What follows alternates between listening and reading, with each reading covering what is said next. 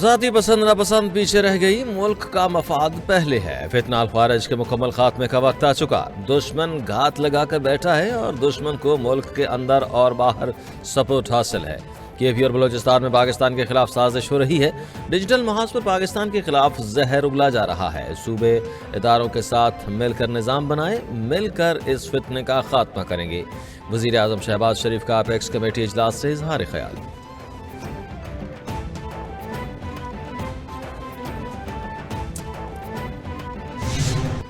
علی امین گنڈا پور نے کہا کہ اپیکس کمیٹی میں امن و امان پر بات ہوئی ہے۔ سب نے فیصلہ کیا کہ دہشت گردی قبول نہیں، سب مل کر کام کریں گے، دہشت گردی کے خاتمے کے لیے آخری حد تک جائیں گے۔ وزیر اعظم نے 26 نومبر کے معاملے پر اپنا موقف پیش کیا۔ ہمارے 45 لوگ آج بھی لاپتہ ہیں۔ وزیر اعظم نے جواب میں کہا کہ ایسا کچھ نہیں ہوا، دہشت گرد سرحد پار سے آ رہے ہیں، سرحدوں کی حفاظت کرنا حکومت اور اداروں کی ذمہ داری ہے۔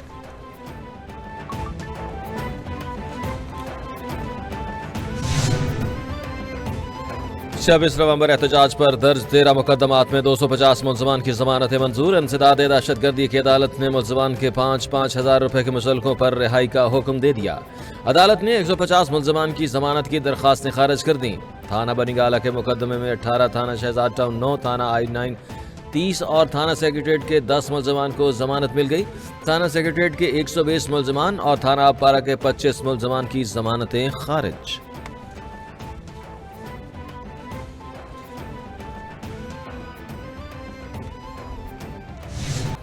عمر ایوب کہتے ہیں ہمارا بیانیہ بڑا کلیئر ہے، مطالبہ ہے کہ بانی PTI سمیت تمام کارکنان کو رہا کیا جائے۔ 9 مئی اور 26 نومبر کمیشن کے بارے میں حکومت کو بتایا ہے۔ ہم نے یہ بھی کہا ہے کہ بانی PTI تک ہماری ساری رسائی ہونی چاہیے۔ بانی PTI پہ کوئی کیس نہیں بنتا۔ بانی PTI غیر قانونی طور پر جیل کاٹ رہے ہیں۔ ملک میں آئین و قانون نہیں ہوگا تو یہی کچھ ہوگا۔ بتائیں پاکستان کہاں ترقی کر رہا ہے؟ گیس تو کیا یہاں سے اناج بھی غائب ہو چکا۔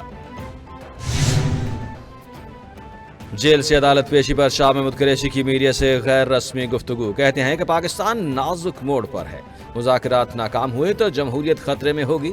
جمہوریت کے دعوے دار سنجیدگی سے مذاکرات کو آگے بڑھائیں۔ بانی PTI کی سوچ اور فیصلہ ملک کے مفاد کے لیے ہے۔ مذاکرات کی ضرورت ہمیں نہیں، پاکستان کو ہے۔ حکومت اپنا وقت پورا کرتی ہے یا نہیں بعد میں پتہ چل جائے گا۔ تحریک انصاف نے نیک نیتی کے اوپر مبنی مذاکرات کا عمل شروع کیا۔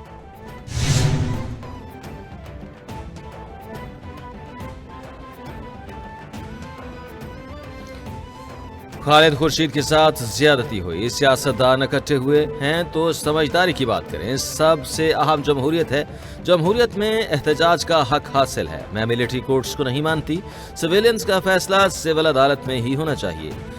ملک میں غریب مر گیا ہے، ہم سب سیاسی اور سماجی طور پر مر چکے ہیں۔ بتائیں ہم اگلی نسل کے لیے کیا چھوڑ کر جا رہے ہیں؟ انکوائری کرائیں، ہم سے غلطی ہوئی تو ہمیں سزا دیں۔ ڈاکٹر یاسمین راشد کی میڈیا ٹاک۔ جھوٹ بولنا PTI کا وتیرہ ہے۔ 9 مئی میں رہائی پانے والوں کا آج بھی وہی انداز ہے۔ اگر ایسا ہی رہا تو 9 مئی بار بار ہوگا۔ بانی PTI کبھی کسی گناہ پر شرمندہ نہیں ہوئے۔ معافی اسے ملتی ہے جو معافی مانگتا ہے۔ بانی صاحب جیل میں دیسی مرغے اور ڈرائی فروٹ کھاتے ہیں اور اب نہ جانے کون سی سہولت چاہیے۔ مریم نواز انتقامی سیاست پر یقین نہیں رکھتی، ان کی کتاب میں صرف لفظ میرٹ ہے۔ عظمہ بخاری کی نیوز کانفرنس۔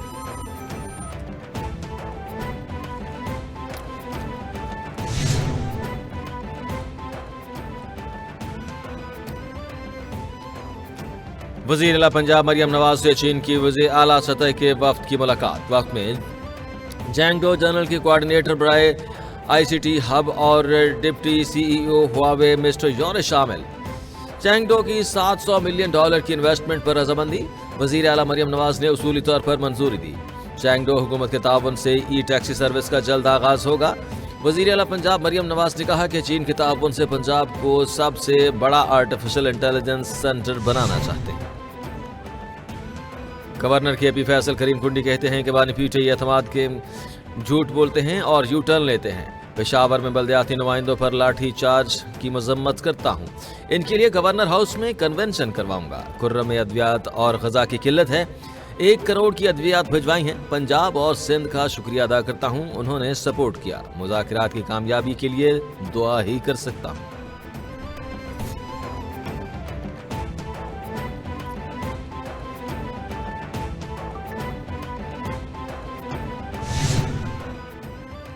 پاکستان نے 2 سال کے لیے اقوام متحدہ کی سلامتی کونسل کے غیر مستقل رنگ مندوب کے طور پر ذمہ داریاں سنبھال لی۔ پاکستان کے ایڈیشنل مستقل مندوب عاصم افتخار نے سلامتی کونسل میں پاکستان کا پرچم لگا دیا۔ خطاب میں عاصم افتخار بولے کہ غیر مستقل رکنیت پاکستان کے لیے اعزاز ہے۔ پاکستان ایک ذمہ دار ریاست ہے اور عالمی امن کا داعی ہے۔ عالمی تنازعات کا حل کے لیے کلیدی کردار ادا کریں گے۔ سلامتی کونسل میں بھی کردار ادا کریں گے۔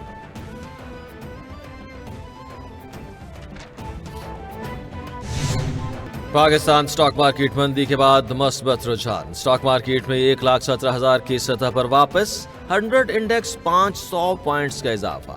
انڈیکس 1,17,318 کی سطح پر ٹریڈ کرنے لگا۔ کاروبار کے روز کے دوران انڈیکس میں 1200 سے زائد پوائنٹس میں کمی دیکھی گئی۔ انڈیکس میں 1,15,000 کی سطح پر چلا گیا اور انٹر بینک میں ڈالر 9 پیسے سستا۔ انٹر بینک میں ڈالر 278 روپے 55 پیسے میں فروخت۔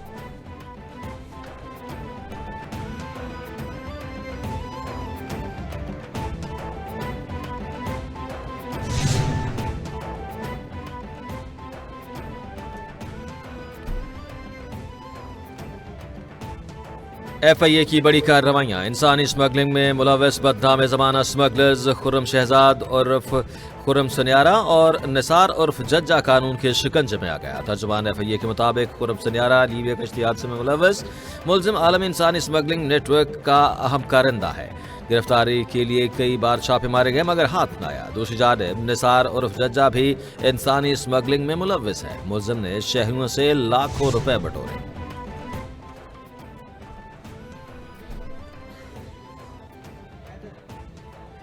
بالا علاقوں میں سال نو کی پہلی برف باری کا سلسلہ وقفے سے جاری۔ دیر بالا کے پہاڑوں میں روئی کے گالے پڑنے لگے۔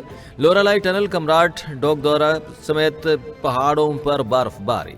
ڈپٹی کمشنر دیر بالا کے مطابق لواری ٹنل میں 1 فٹ تک برف پڑ چکی۔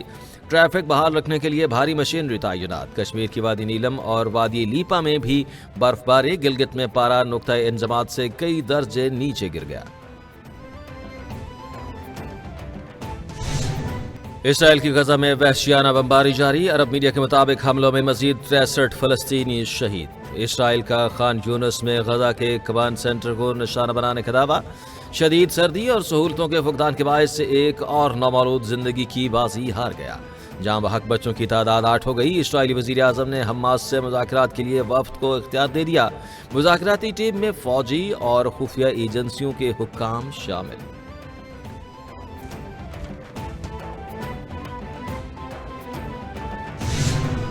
اور معروف پاکستانی اداکارہ نیلم منیر کی شادی کی تقریبات کا آغاز ہو گیا۔ نیلم منیر نے سوشل میڈیا اکاؤنٹ پر اپنی رسم کی تصاویر پوسٹ کر دی۔